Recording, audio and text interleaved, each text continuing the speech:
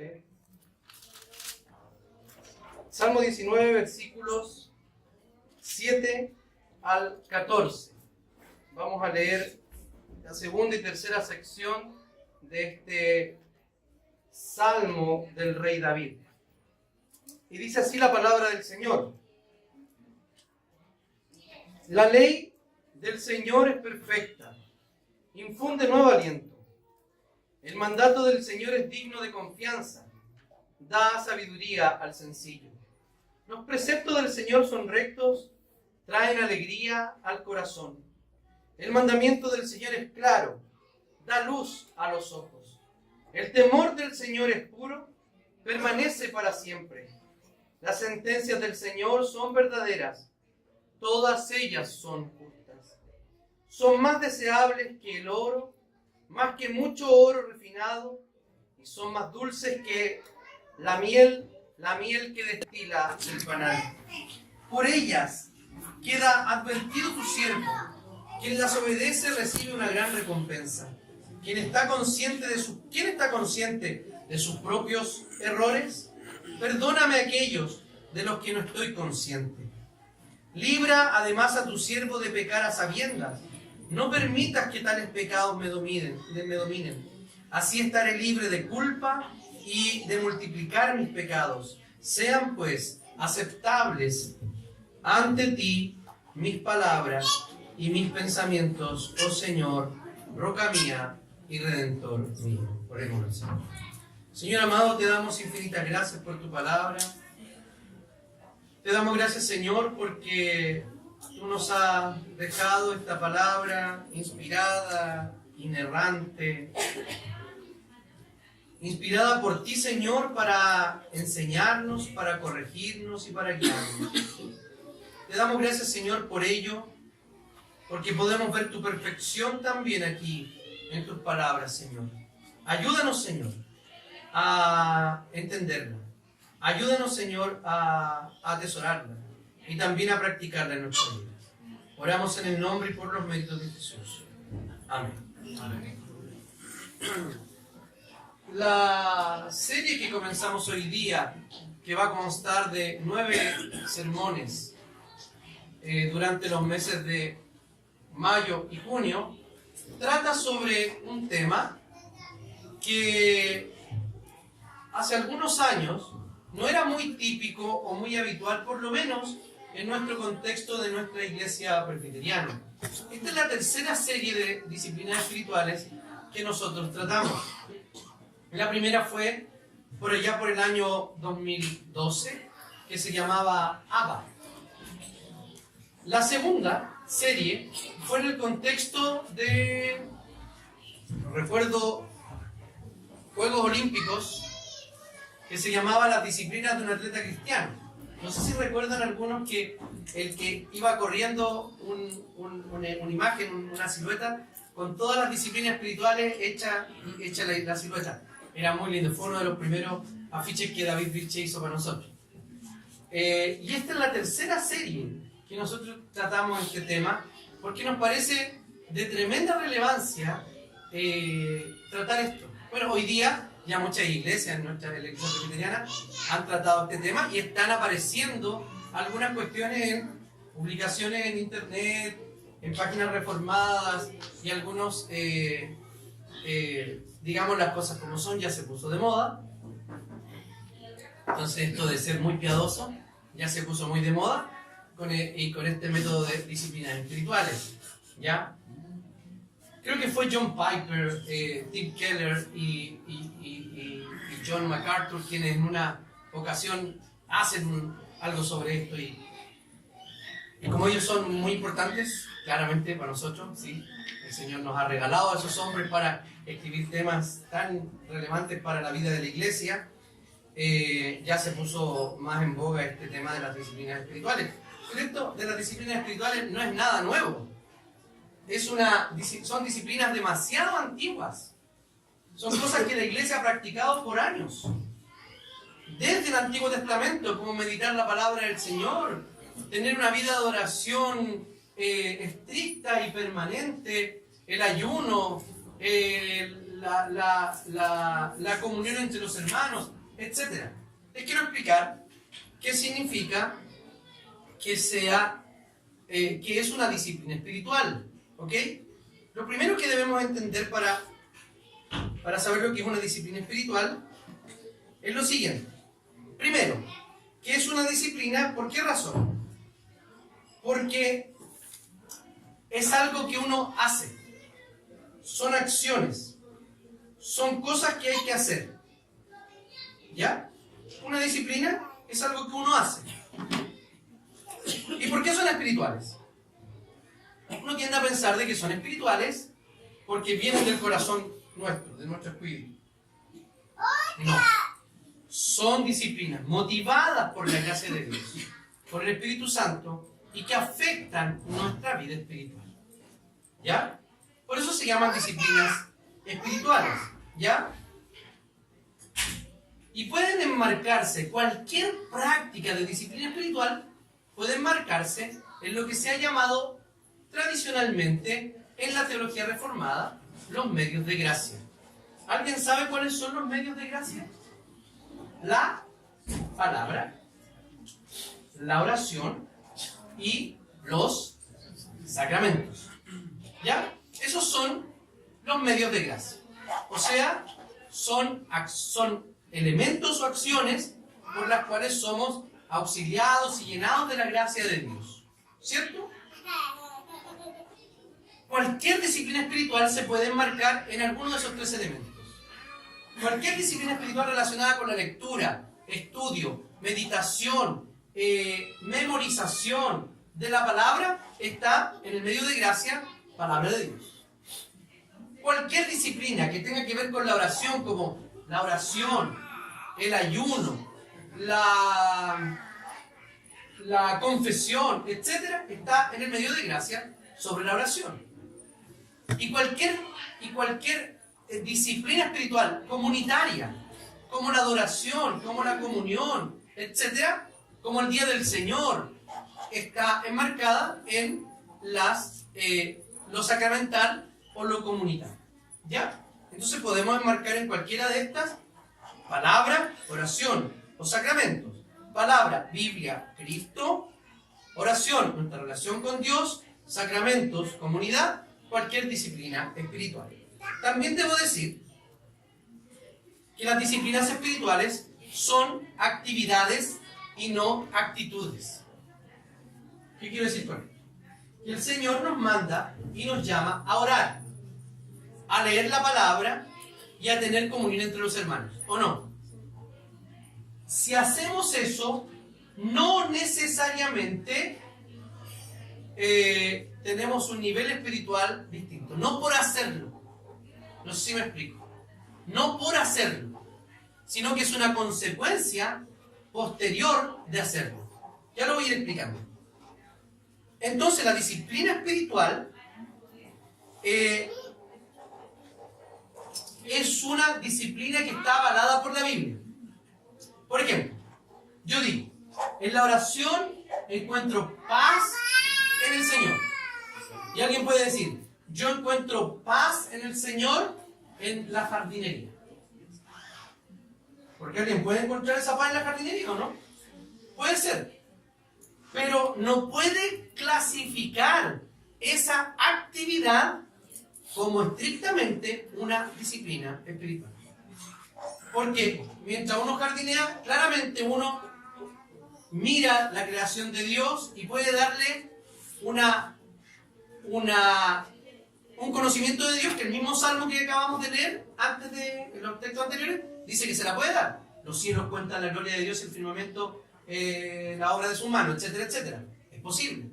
Pero no es una disciplina espiritual en el sentido de que si yo solo mirar una flor me trae tranquilidad. No, eso es más parecido a, o sea, alguna disciplina oriental o nueva-eriana, ¿cierto? New Age, etcétera.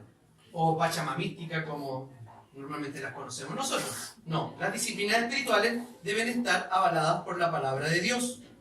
También debemos decir que las disciplinas espirituales, todas relacionadas con la lectura de la Biblia, la oración y la comunidad, son suficientes para experimentar transformación y parecernos más a Cristo. Es el medio que Dios usa para que nos parezcamos más a Cristo nuestro Señor. Y también las disciplinas espirituales son derivadas del Evangelio, no independientes del Evangelio. ¿Qué quiero decir con esto?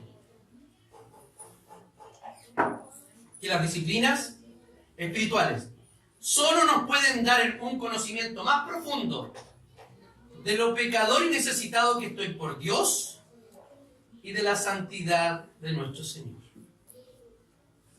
Si me da otro resultado, creyendo que soy mejor que otro, es porque claramente he errado el camino y he hecho algo distinto a una disciplina espiritual.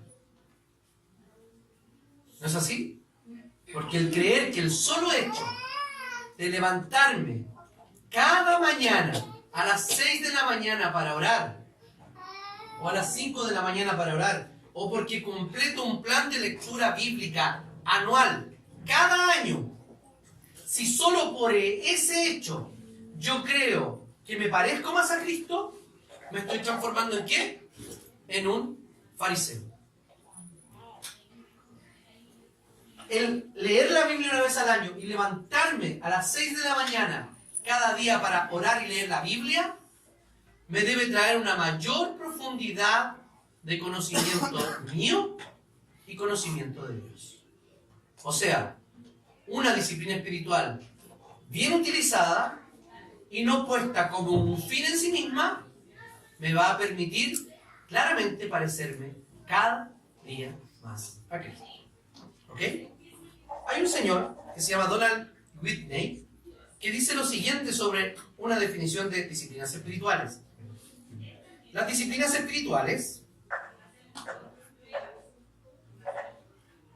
son aquellas prácticas que se encuentran en las Escrituras que promueven el crecimiento espiritual entre los que creen en el Evangelio de Jesucristo. Son los hábitos de devoción y cristianismo experiencial que el pueblo de Dios ha practicado de tiempos bíblicos. Las disciplinas, hasta ahí no. Que el pueblo de Dios ha practicado desde tiempos bíblicos. O sea, esta definición es muy útil porque nos dice que son prácticas que nos llevan a un crecimiento espiritual. Y como vamos a tomar el mismo orden, porque en términos del orden teológico de los medios de gracia, ninguna disciplina espiritual tiene sentido si no está basada en la palabra de Dios. Y los otros medios de gracia, ya sea oración y sacramento o cualquier cosa comunitaria, solo tiene sentido y significado cuando está basado en el medio de gracia más importante y principal, que es la palabra de Dios. Entonces, después de que hemos leído este texto, podemos ver, en primer lugar, los beneficios de la disciplina, de la lectura profunda de la palabra de Dios. Fíjense lo que dice: la ley del Señor es perfecta, reanima el alma. Como primero describe a la palabra de Dios, es como ley perfecta. Nosotros tendemos a pensar de que la ley es algo incómodo, de que la ley es algo que no nos conviene, ¿cierto? O que algo pasó con Cristo, de que ya ha eliminado la ley y ahora es solo gracia y nada que ver la ley. No, esa no es nuestra idea de ley. Debemos entender que la ley del Señor tiene hay tres leyes en el Antiguo Testamento. Hay una ley ceremonial, ¿cierto? Es toda la que está relacionada con los sacrificios, las purificaciones, etc. Esa ley fue abrogada, fue terminada por Cristo. Porque toda esa ley anunciaba a Cristo, ¿o no? Eso está claro. Si no, hay que leer Hebreos. Uno lee Hebreos y le queda súper claro.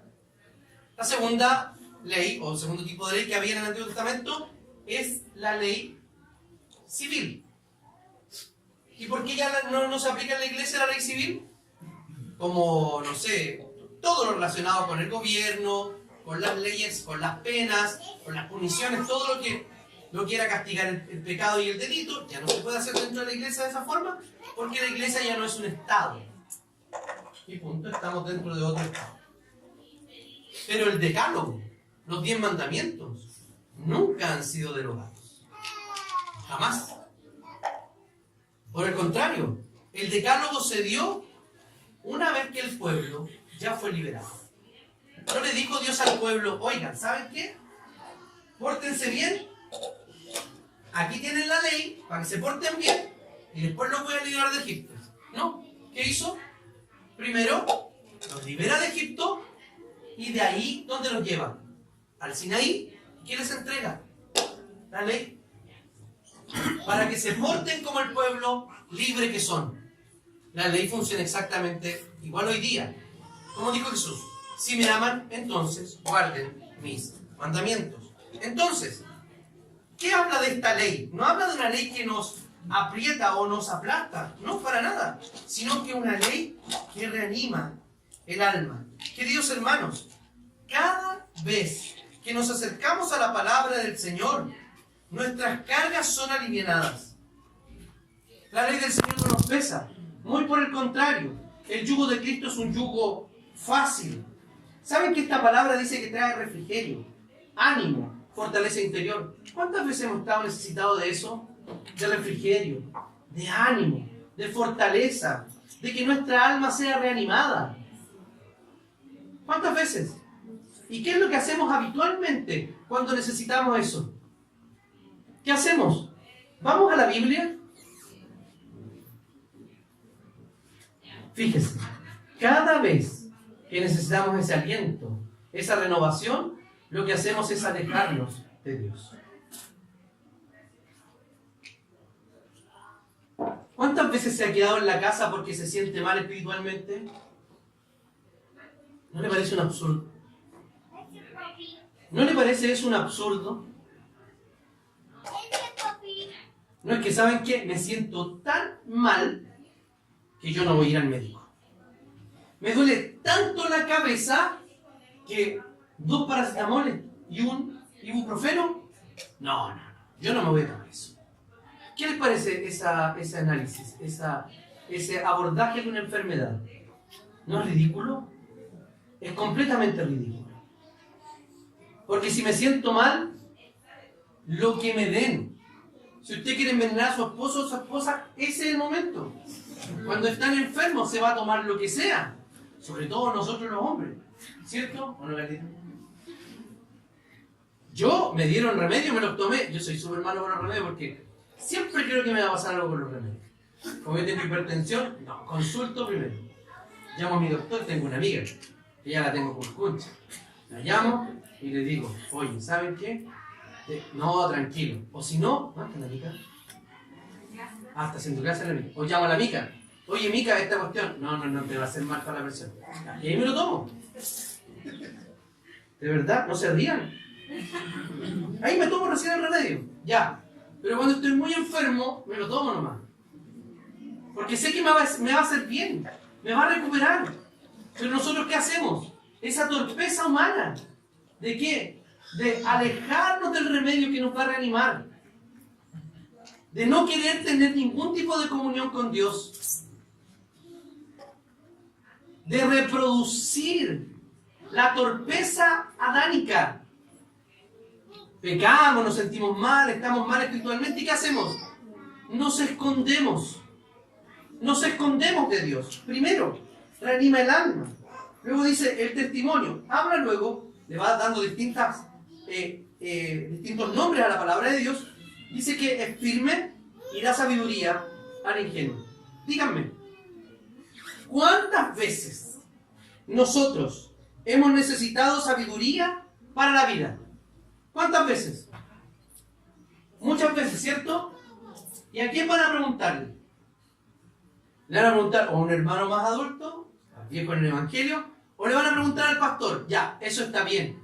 Está bien. Pero ¿sabe qué? Usted tiene al alcance la fuente de la sabiduría, que es la palabra de Dios. Y cuando viene a pedirme consejo a mí, los que han tenido la oportunidad de que yo les dé consejo, ¿qué tipo de consejo les doy?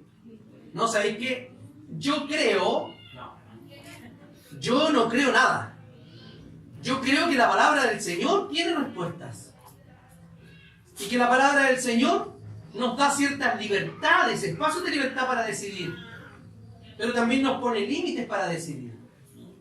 Entonces, si somos faltos de sabiduría o nos equivocamos demasiadas veces en nuestra vida, ¿qué nos está haciendo falta? Leer la palabra del Señor.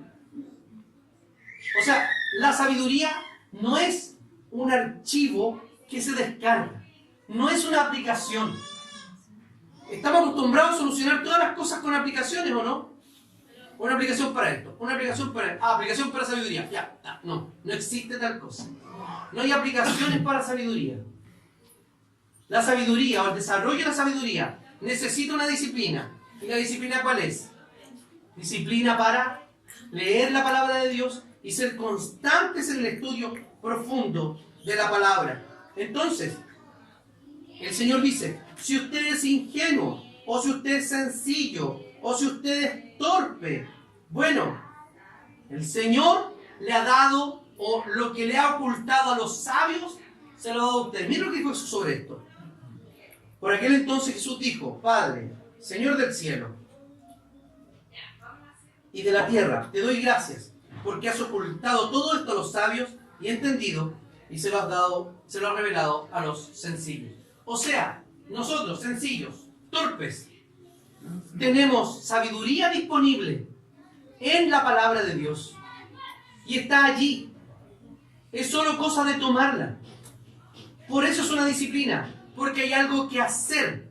Está todo dado. Pero hay que hacer algo. Hay que, como dice el texto de Pablo ahí en Timoteo, ejercitarnos para la piedad. Ahí dice la palabra del Señor que el ejercicio físico en poco aprovecha. Pero lo que aprovecha es ejercitarse para la piedad, para ser piadosos. Y esas son disciplinas espirituales. Hay que hacer cosas. Hágalas. Muchas veces nosotros queremos extirpar de nuestra vida malos hábitos. Solo podemos sacarlos o reemplazarlos con buenos hábitos. Nos alegra. Los preceptos del Señor son rectos. Alegran el corazón. Muchas veces nosotros pensamos que la palabra del Señor podría ser eventualmente aburrida. ¿Cierto? Podemos encontrar un sinfín de alegría para el corazón. ¿Saben por qué? Porque la palabra del Señor lo que hace es hablar de la fuente de nuestra alegría, que es Cristo Jesús. Si nosotros leemos con atención la palabra del Señor, podemos encontrar a Cristo en sus páginas. ¿Quién es nuestra felicidad? La palabra del Señor tiene el poder para traer la alegría a una vida que está triste. Si usted tiene tristeza en el corazón, si hay algo que le entristece el corazón, su corazón no puede quedar vacío. Su corazón no va a quedar vacío. Solamente puede reemplazarlo con alegría. Y la alegría permanente y duradera, ese gozo, solamente lo puede encontrar en la palabra del Señor. Los cristianos que permanentemente están en un estado de tristeza, es altamente probable que encuentren alegría si la palabra de Dios comienza a ser leída significativamente por ellos.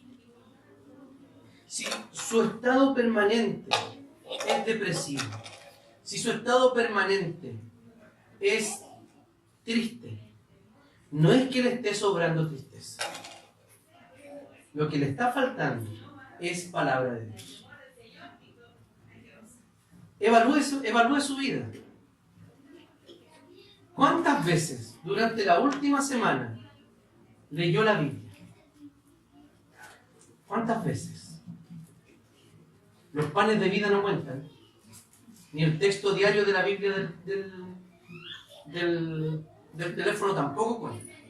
Ni el texto que leyó, que se produjo en esa misma aplicación y se publicó en Instagram, tampoco cuenta. No, me refiero, ¿cuántas veces usted destinó un tiempo, breve, extenso, lo que sea, para tomar su Biblia? Biblias de verdad, no virtuales. Ya, pueden ser virtuales. Pero ojalá esta Biblia y se sentó. O si iba en el metro no se pudo sentar, pero sí la abrió y leyó la palabra de Dios para que Dios le hablara por ella. ¿Cuántas veces esta semana? ¿Saben qué? Les voy a preguntar lo siguiente. Aquí les va a parecer ridículo esto. ¿Cuántos de ustedes comieron esta semana? ¿Les parece ridícula la pregunta? ¿No? Porque ¿qué me van a decir ustedes? Obvio, si tomamos desayuno y ayer hicimos por lo menos 3 comidas y etcétera, y etcétera. Es ridícula la pregunta. Ya vamos a ver por qué pasa eso. Nos da luz. El mandamiento del Señor es claro, da luz a los ojos. Los mandamientos del Señor no son camisa de fuerza, no son limitaciones que limitan nuestra libertad, no. Funcionan de la misma manera que los rieles para darle libertad a un tren. Cuando nosotros creemos que la libertad de un tren sería que él pueda andar por la tierra, por el pavimento y por el pasto, es una ridiculez para los trenes. ¿Saben por qué? Porque los trenes logran su mayor libertad. ¿Cuándo? Cuando están puestos sobre 2 rieles perfectamente paralelos entre ellos. Así, derechos, para que puedan moverse con mayor libertad. Así es la ley del Señor. Así es el mandamiento del Señor. Aquel que está viviendo sin la ley de Dios, lo que está haciendo es vivir en esclavitud. No es vivir en libertad.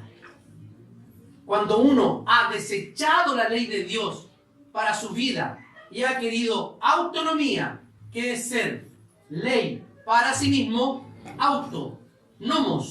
autónomo, ley para mí, vive en completa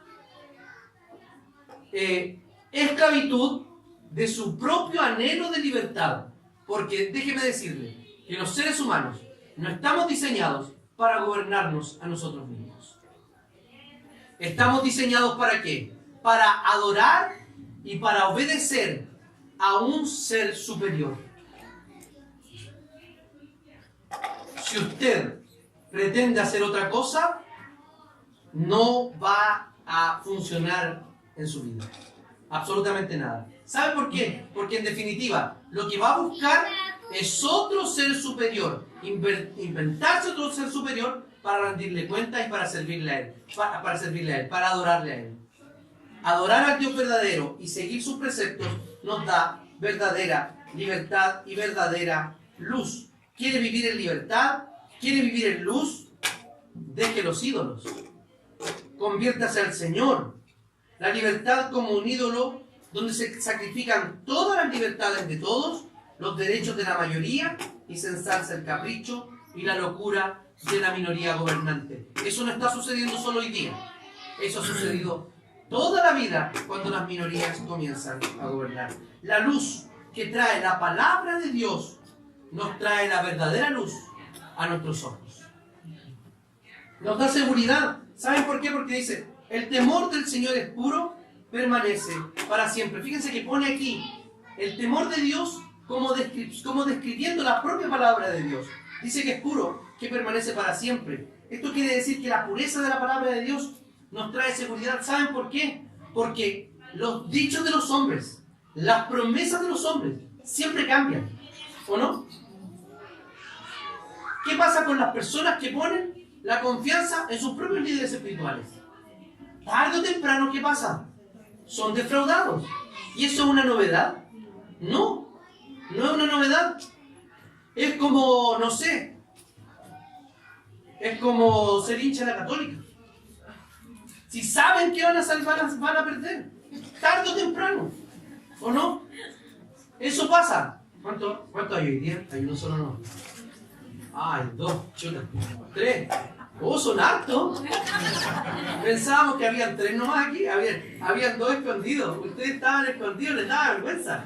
Ya, pero está bien, tienen que sacar la cara por su equipo. ¿Qué les quiero decir con esto, hermano? Que cuando uno pone las fichas en un caballo que sabe que va a perder es una torpeza. Entonces cuando usted pone confianza en promesas y palabras de seres humanos, ¿qué hace?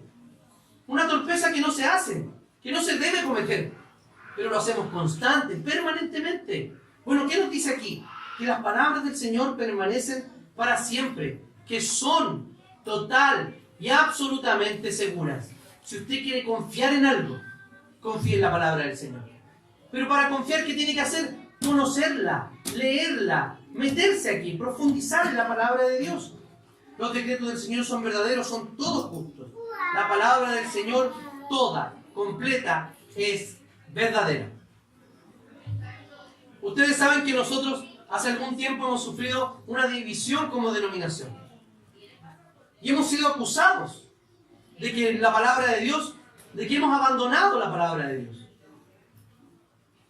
Nosotros como Iglesia Presbiteriana de Chile, yo hoy día, con la responsabilidad que tengo de mi propia predicación, yo hoy día declaro que yo como pastor de esta iglesia sigo creyendo que la palabra del Señor es verdadera.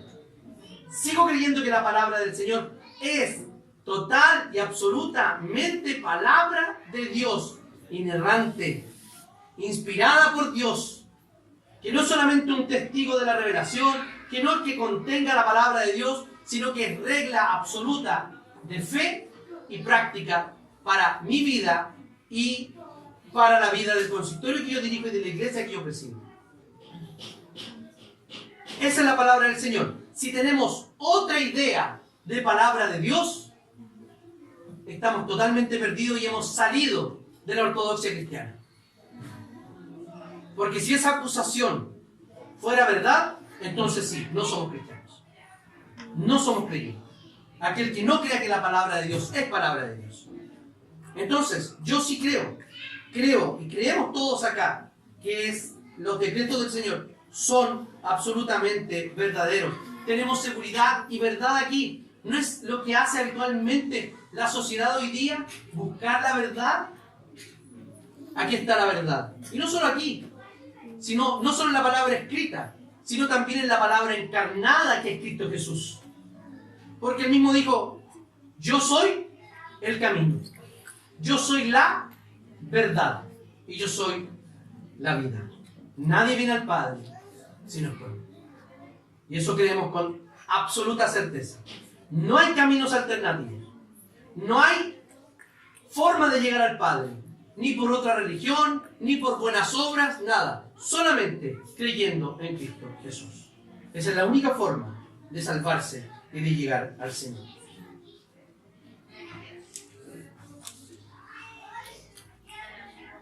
Entonces,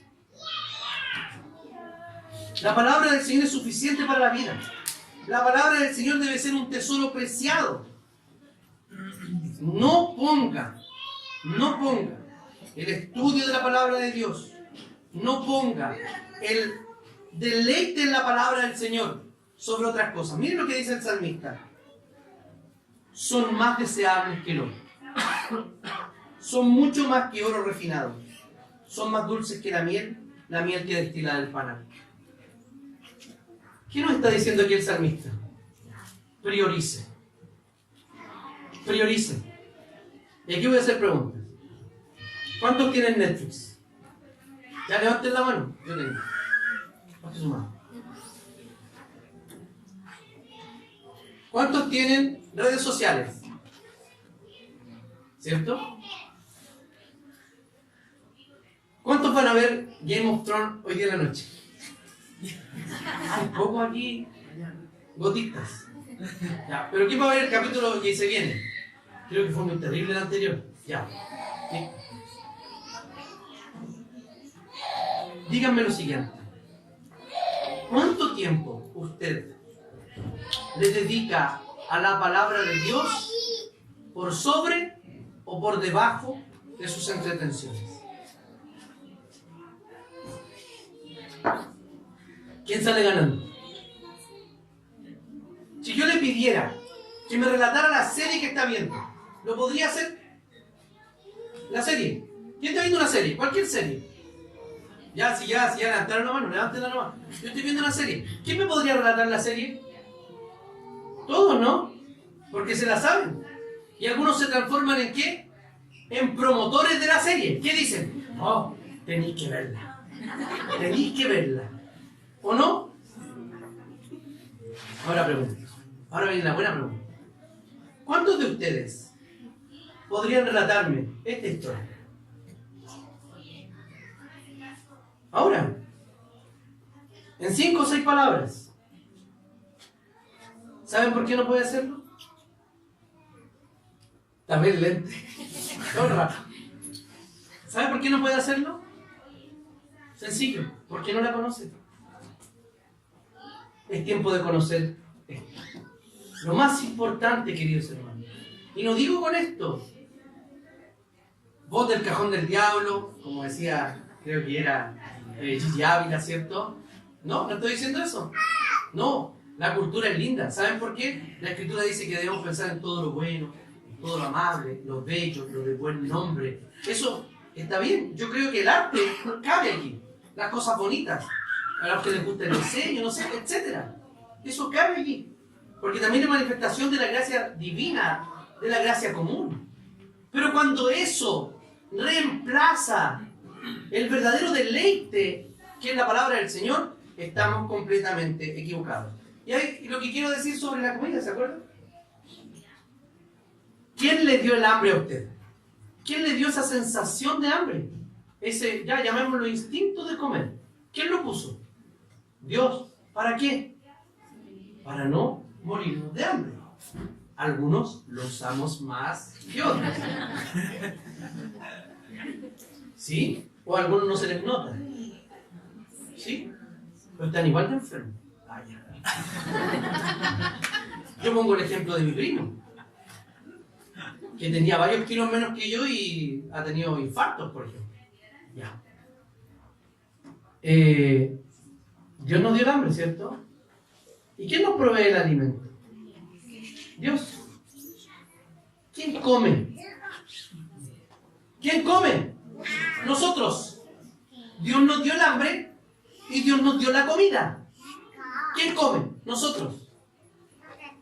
Dios nos dio las ganas de conocerle. ¿O no quiere conocer a Dios? Claro que sí o no. Todos queremos conocer a Dios. Nos dio la forma de conocerlo, ¿o no? Pero ¿qué no queremos hacer? Comer. O sea, lo que queremos es como que venga Dios y nos muela la carne en su boca y nos dé así. No, así no funciona. Quien come es usted.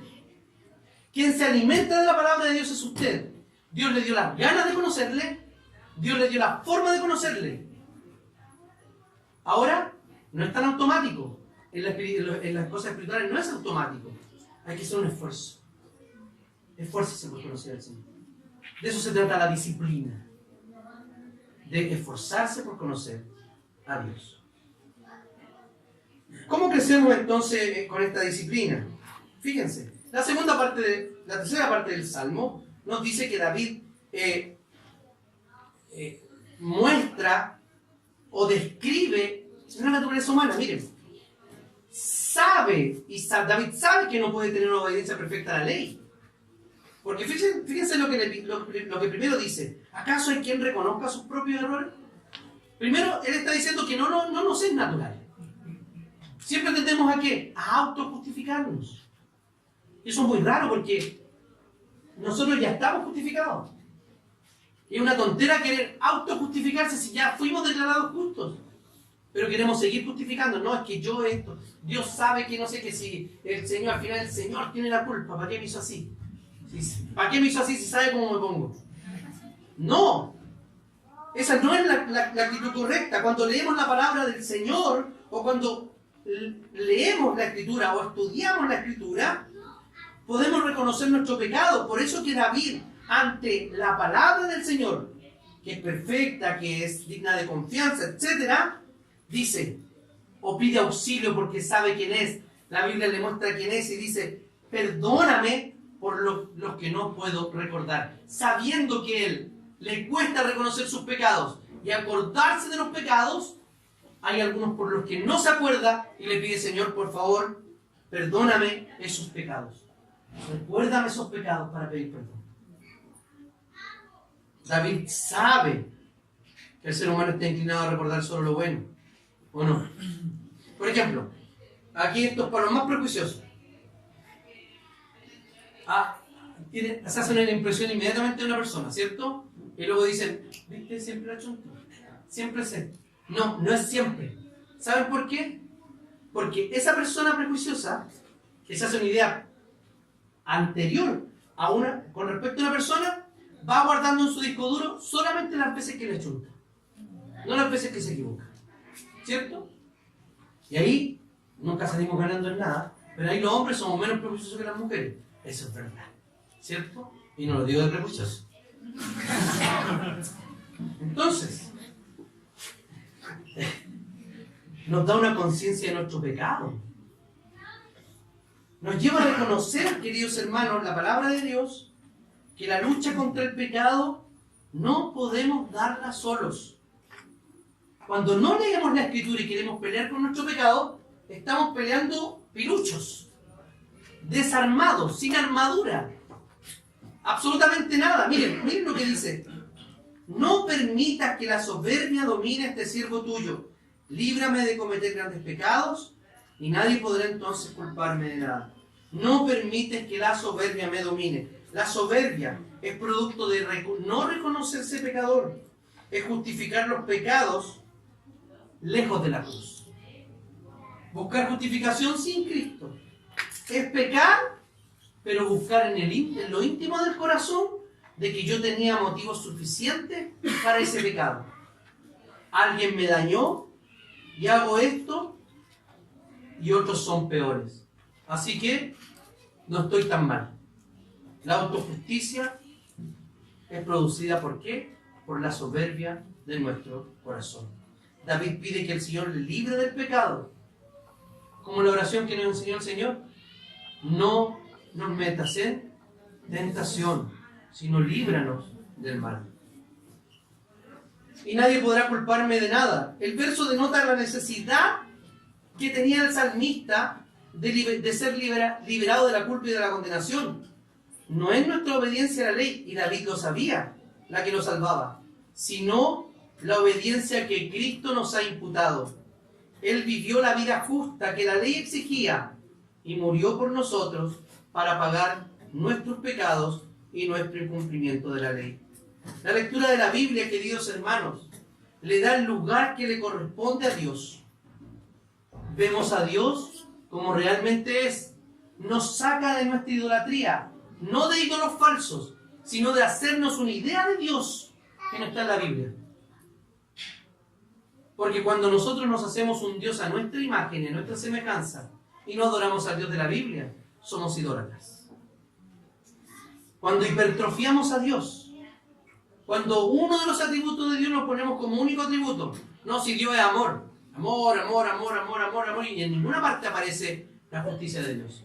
No, ese no es el Dios de la Biblia. El Dios de la Biblia tiene más atributos. Cuando adoramos a un Dios, llamándole Jehová, llamándole Jesús, llamándole como le llamemos, pero que no se condice con sus características de la Biblia, es un ídolo que hemos hecho en nuestro corazón. Entonces, ¿por qué? ¿Por qué conocemos a Dios? Porque aquí lo conocemos como Él se ha autorrevelado. Y aquí aparece el broche de oro del Salmo. Porque no son mis acciones, mi vida, ni mi justicia, ni mi obediencia la que me salva. Fíjense lo que dice el salmista. Tú, Señor, eres mi roca y mi redentor. Agrádate de mis palabras y de mis pensamientos. ¿Qué está diciendo aquí? Que Dios es nuestra roca, que Dios es nuestro redentor, no nosotros mismos. No nos salvamos por nosotros. Necesitamos a Jesucristo. Por eso que deseamos y vivimos para que nuestras palabras sean agradables delante de Dios. Que los dichos de mi boca y la meditación de mi corazón sean gratos delante de ti. Es más linda la Reina Valera, definitivamente en los salmos, ¿cierto? Aquí los hermanos, con todo el respeto que me merecen los eruditos, no saben poesía, ¿ya? Pero sí, todas las revisiones de las Valeras, de la Reina Valera, conservaron una poesía muy, muy bonita. Que los dichos de mi boca y la meditación de mi corazón sean gratos delante de ti. Entonces, ¿vivimos para qué? Para glorificar a Dios, porque no por nuestros actos, sino porque en Cristo somos aceptados. Y Él fue el que agradó a Dios primero. Entonces, queridos hermanos, para que vamos concluyendo, me gustaría darle algunos consejos prácticos para esta disciplina. Y cada predicador va a tener esa responsabilidad de exponer el texto bíblico, pero luego de dar tips, datos de cómo hacerlo. ¿Cómo lo podemos hacer? Primero, lo primero que tiene que hacer es una cuestión de actitud. Priorice. ¿Qué es más importante? ¿Qué es más importante? La saga, la serie, son muy entretenidas, son muy bonitas, nos relajan, nos reímos, todos sabemos los beneficios de ellos. Pero hay beneficios mucho mayores en la palabra del Señor. No hay que abandonar las otras cosas para nada. Solamente hay que darles el lugar que les corresponde. Priorice. ¿Qué es más importante? Cómprese una Biblia. Si no tiene una Biblia, cómpresela. No dependa de la Biblia celular. Cómprese una Biblia. Redima el tiempo. Busque tiempo para leer la Escritura. Busque tiempo. Solo. No solo busque el tiempo, sino también busque un lugar apropiado. Lejos del computador, lejos del teléfono, hay una lunita aquí. ¿Sabes para qué sirve esa lunita? Se llama no molestar. Póngala, déjelo lejos. Tenga solamente la Biblia abierta para leerla. Busque un lugar apropiado. Elimine las distracciones. No permanentemente, porque las distracciones pueden ser sus hijos. ¿Ya? No debe ser permanente. Elimine las distracciones. Lleve un cuaderno de anotaciones. Sí. Tome un lápiz. Yo tengo que hacerlo habitualmente. El otro día rabiaba mucho, ¿saben por qué? Porque escribía la B y ponía una P. Porque no sé, hace como un año no escribía. Toma un lapicito, un cuaderno y vaya poniendo sus anotaciones, sus pensamientos, lo que va concluyendo allí. Hay unas Biblias muy buenas. ¿Alguien anda con una? ¿La de anotaciones? Que tiene así un espacio para anotar. Cómprese una Biblia de estudio. Invierta. Si tiene poco tiempo, descárguela en su celular. Y si le cuesta leer, tiene para escuchar. También tiene para escuchar. Aprenda un método. Con un libro de devocional, con un plan de estudio. Las Biblias, si ustedes miran para atrás, no tienen puros mapas. Algunos tienen planes de lectura. Sea realista. Siempre lo digo. Sea realista. ¿Ya? No espere leerla en 6 meses, la Biblia completa. Ni en un año. Hay planes hasta de 3 años. Háganlo. Para que en 3 años más diga así, miren, leí la Biblia, pero no porque hay una competencia. ¿Cuánto leí la Biblia? Yo, ahí levantando la mano, me nació un pecho. No es la idea. La idea es que si alguien ha leído la Biblia completa, está mucho más alimentado y fortalecido. Más alegría, más sabiduría, todo lo que vamos a ver. Aprenda un método. ¿Tenemos tiempo? ¿Qué hora es? Es súper bien. Miren, yo les voy a enseñar un método. Ahora, abra su Biblia. Los que aún no son creyentes, préndanla.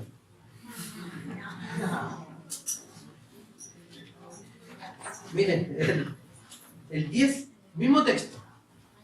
El 10 y el 11. 19, 10 y 11.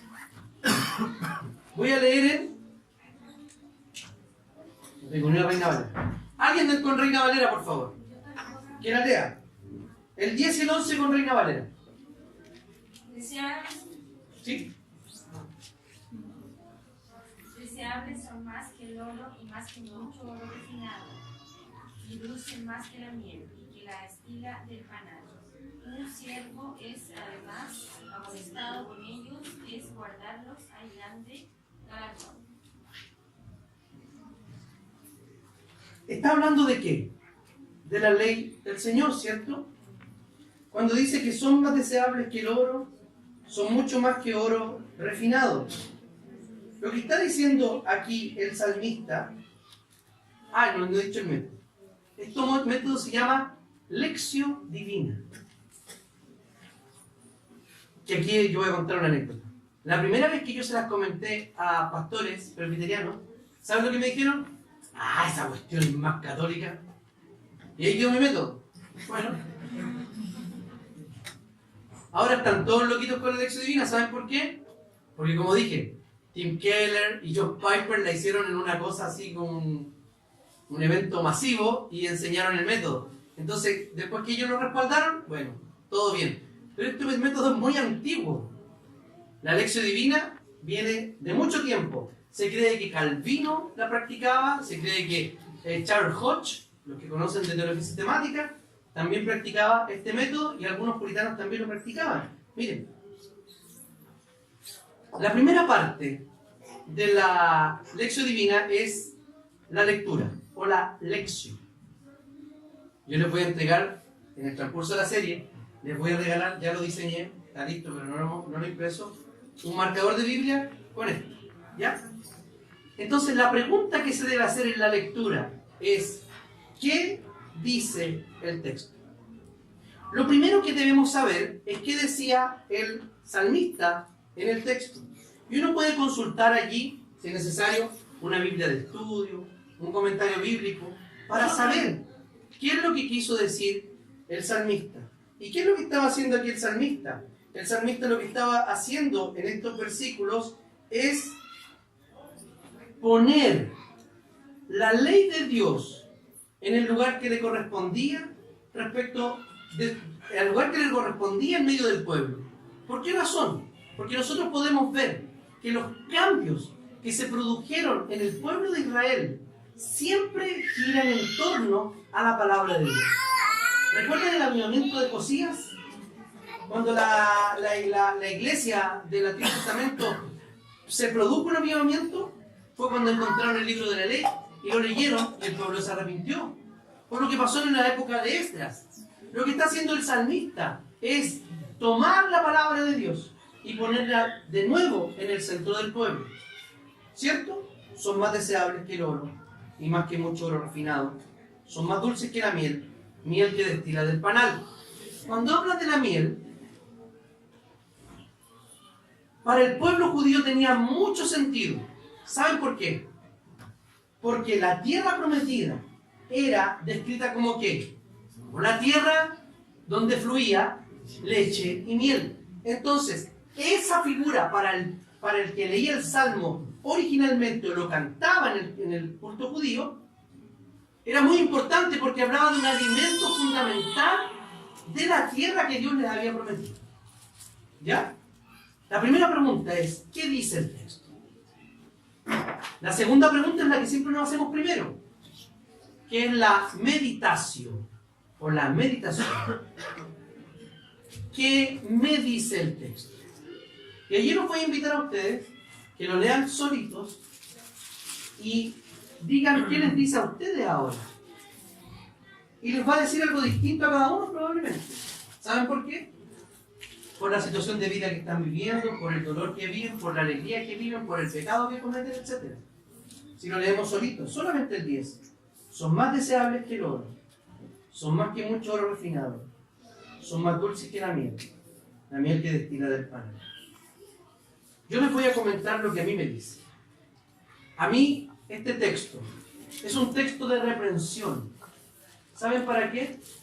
Para buscar mi alimento espiritual. ¿En dónde lo debo buscar? En la palabra de Dios. A usted probablemente le va a decir otra cosa. Nunca debe estar inconexo. ¿A qué? A la sección anterior, a lo que realmente dice el texto. No es que yo dice, ¿qué me dice a mí? Entonces cualquier cosa. No. tiene relación con lo que dice el texto. La tercera parte de la lección divina. Ya leímos, ya meditamos. Luego viene la oración. La oración es donde yo le respondo a Dios exactamente lo que Dios me dijo. No le cambio el tema. No me habla de peras y yo le voy con manzanas. No. Si me habló de peras, le respondo de peras. Es lo que Dios me propuso en su palabra hablar en la oración. O sea, Dios propuso el tema, Dios tomó la iniciativa. Yo los voy a invitar a que incline su rostro y ore y le responda al Señor lo que el Señor le ha dicho en ese texto. Incline su rostro, cierra sus ojos y por un minuto, breve, un minuto, respóndele al Señor. Yo le voy a responder al Señor y le voy a pedir perdón. ¿Saben por qué? Porque he buscado mi alimento espiritual y mi fortaleza en otros lugares y no en su palabra. Usted debe pedir perdón, agradecer, hablar con Dios sobre lo que Dios le dijo en ese texto.